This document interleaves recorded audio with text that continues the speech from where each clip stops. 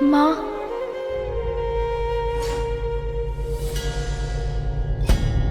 छोटे छोटे हाथ पांव लंबोदर देवा,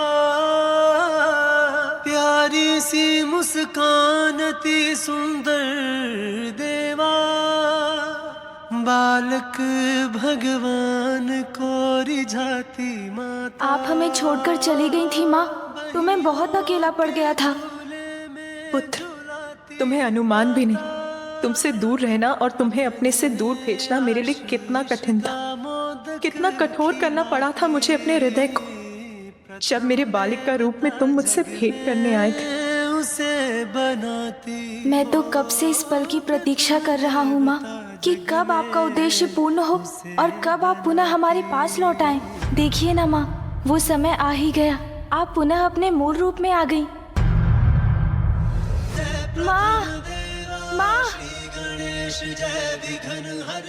माँ, गणेश जय प्रथम देवा, श्री गणेश जय विघ्न हरता, श्री गणेश जय गणेश जय गणेश जय। अब आप मुझे छोड़कर कहीं मत जाइएगा माँ।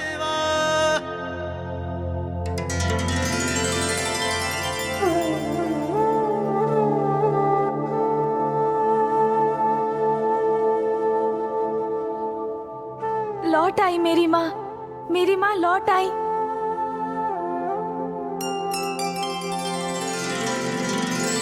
अब सब उचित है। माँ ने देवी कात्यायनी के अवतार का प्रयोजन पूर्ण किया। पिताश्री भी यही हैं। अब हमारा परिवार पुनः एक साथ होगा। हम सब पुनः सुखी होंगे।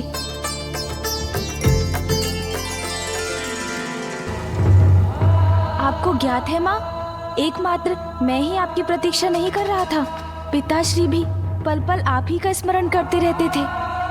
आप स्वयं भी तो कुछ कहिए पिताश्री। बताइए ना माँ को कि आप भी उनसे वियोग नहीं सह पा रहे थे। महादेव, आइए ना पिताश्री, आइए।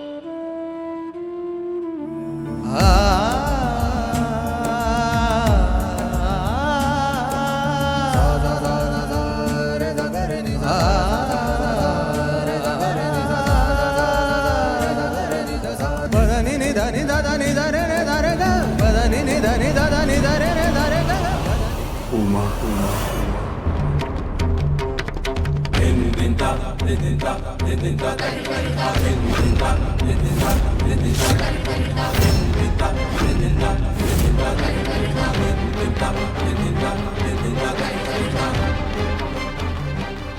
उमा, मैं पुत्र,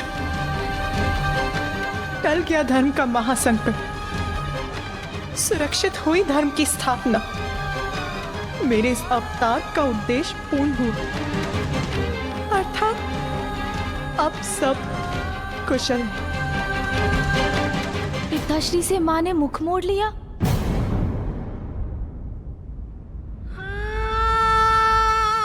पुत्र गणेश, सब कुशल है ना? बताओ मुझे, उचित है ना सब? तन से उसका श्वास विलग हो जाए तो वो जीवन शून्य हो जाता है माँ। कैलाश भी आपके बिना शून्य है। सब कुशल कहाँ है माँ? आपके कैलाश में रहने से ही हम सब कुशल हैं। पुत्र, मैं भी ऐसा ही सोचती थी, किंतु मिथ्या है ये। तुम्हारे पिताश्री से अभिन्न उनकी शक्ति, किंतु मेरा ये भ्रम टूट चुका है। मिथ्या है ये, भ्रम है? कैसे माँ? हाँ पुत्र, महादेव ने मुझे कैलाश से दूर भेजा, तो क्या हुआ? उनकी शक्ति उनसे विलग हुई, किंतु सृष्टि तो अपने लय पर स्थिर रही ना। प्रभाव तो मुझ पर पड़ा है। कैलाश से दूर अपनी अस्थिरता के क्षणों में तुमने ही आकर मुझे स्थिर रहने का धीरज बंधाया। माँ, मैं वचन देता हूँ, इस कमल पुष्प के मुरझाने के पूर्व ही मैं पिताश्री को लेकर यहाँ आपके पास लौट आऊंगा। किंतु कैलाश निवासियों का क्या? मैं यहाँ रहूं अथवा नहीं, उन्हें उससे क्या?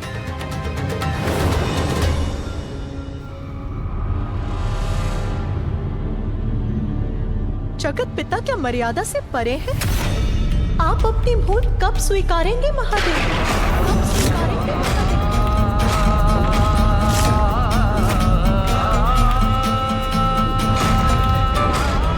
माँ, ये क्या कह रही हैं आप? पिताश्री की किस भूल की बात कर रही हैं?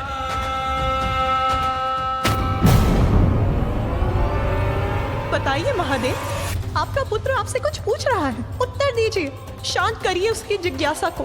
बताइए उसे कि आज यहाँ जो विनाश हुआ है, कौन है उसका कारण?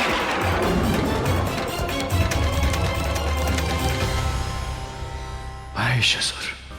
वो महिषासुर जो आपके वरदान के फल स्वरूप जन्मा था। तुम्हारा पुत्र अति शक्तिशाली होगा। यदि तुम्हारा पुत्र प्रयास करेगा तो अपने लिए अमृत तुल्य वरदान प्राप्त कर सकेगा। अंधकासुर मेरी भूल का परिणाम है, और महिषासुर प्रभु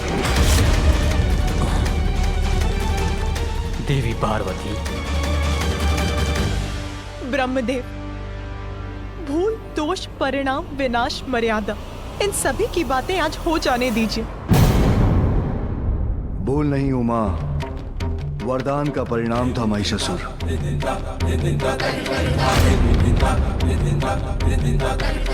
महिषासुर के पिता रंभ का उद्देश्य तो आपको ज्ञात था, फिर वो इस वरदान का अधिकारी कैसे बना? अंधकासुर भविष्य अंधकारमयी बना सकता है, किंतु महिषासुर ने जो किया उसका उत्तरदायित्व कौन उठाएगा? यदि आज उसे यहाँ नहीं रोका जाता तो वो सर्वनाश का कारण भी बन सकता था महादेव। एक भूल के लिए दंड और प्रायश्चित, और दूसरे के लिए क्षमा। तो क्या अब आप भी कैलाश का त्याग करेंगे महादेव? आप भी कैलाश का त्याग करेंगे? माँ, चिंतित मत हो पुत्र, मैं ऐसा कदापि होने नहीं दूंगी।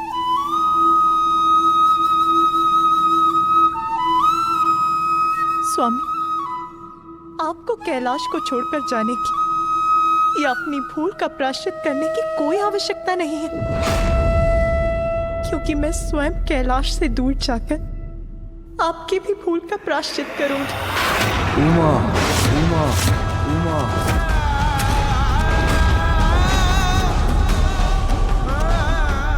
नहीं माँ, अब आपसे हम दूर नहीं रह सकेंगे।